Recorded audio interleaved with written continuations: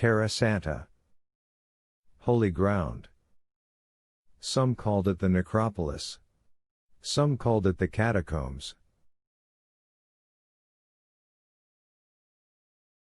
According to accounts from the select few clergy who had descended over the years, the necropolis was a dark maze of subterranean crypts that could swallow a visitor whole if he lost his way.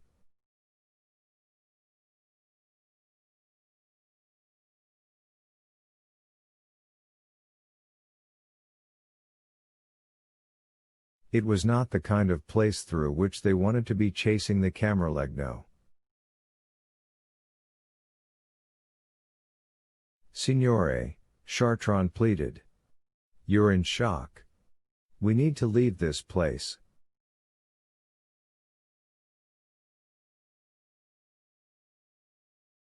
You cannot go down there. It's suicide. The Camerlegno seemed suddenly stoic. He reached out and put a quiet hand on Chartrand's shoulder. Thank you for your concern and service. I cannot tell you how. I cannot tell you I understand.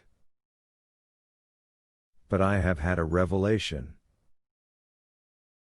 I know where the antimatter is. Everyone stared. The Camerlegno turned to the group. Upon this rock I will build my church.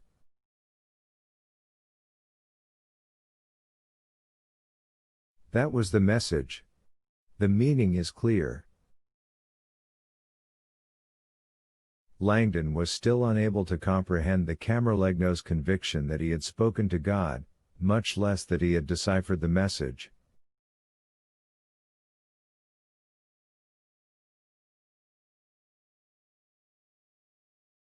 Upon this rock I will build my church?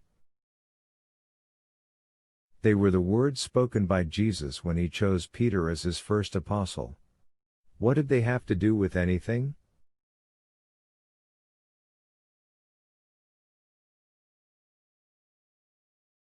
Mockery moved in for a closer shot.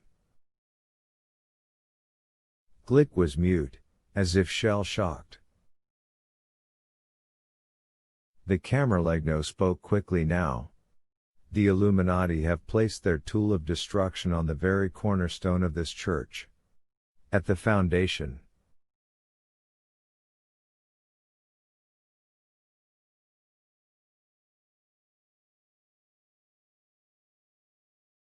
He motioned down the stairs.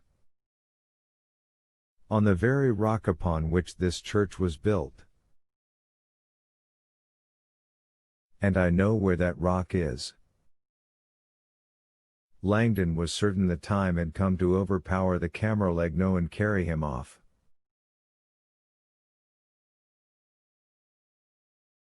As lucid as he seemed, the priest was talking nonsense. A rock?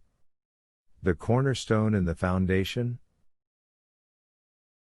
The stairway before them didn't lead to the foundation, it led to the necropolis.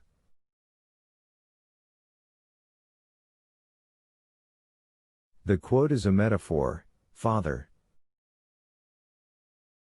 There is no actual rock. The Camerlegno looked strangely sad. There is a rock, my son.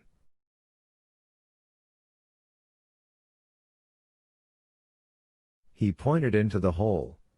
Pietro e la pietra. Langdon froze. In an instant it all came clear. The austere simplicity of it gave him chills. As Langdon stood there with the others, staring down the long staircase, he realized that there was indeed a rock buried in the darkness beneath this church.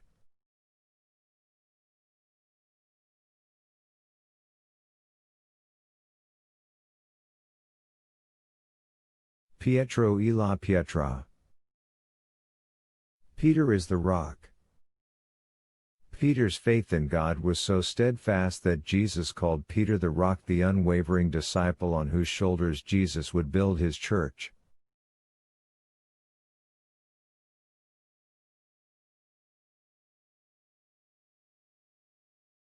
On this very location, Langdon realized Vatican Hill Peter had been crucified and buried.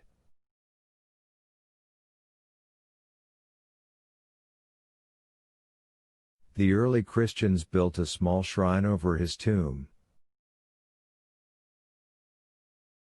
As Christianity spread, the shrine got bigger, layer upon layer, culminating in this colossal basilica.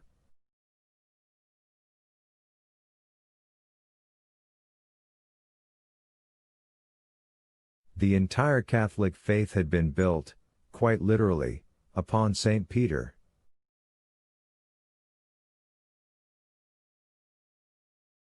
The rock. The antimatter is on St. Peter's tomb, the Camerlengo said, his voice crystalline.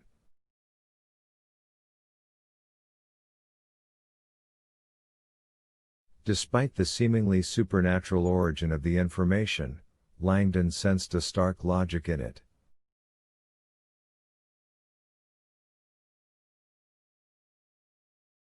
Placing the antimatter on St. Peter's tomb seemed painfully obvious now.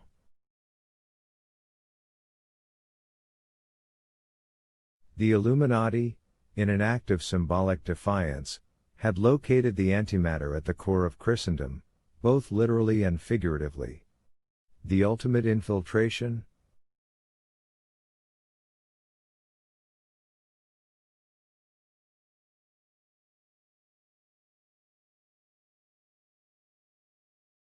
And if you all need worldly proof, the Camerlengo said, sounding impatient now, I just found that grate unlocked.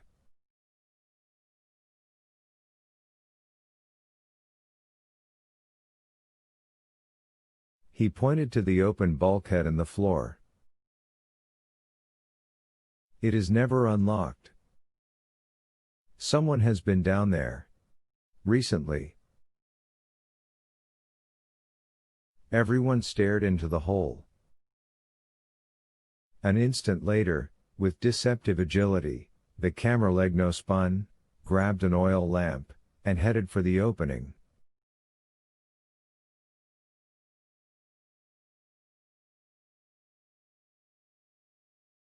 "119. The stone steps declined steeply into the earth.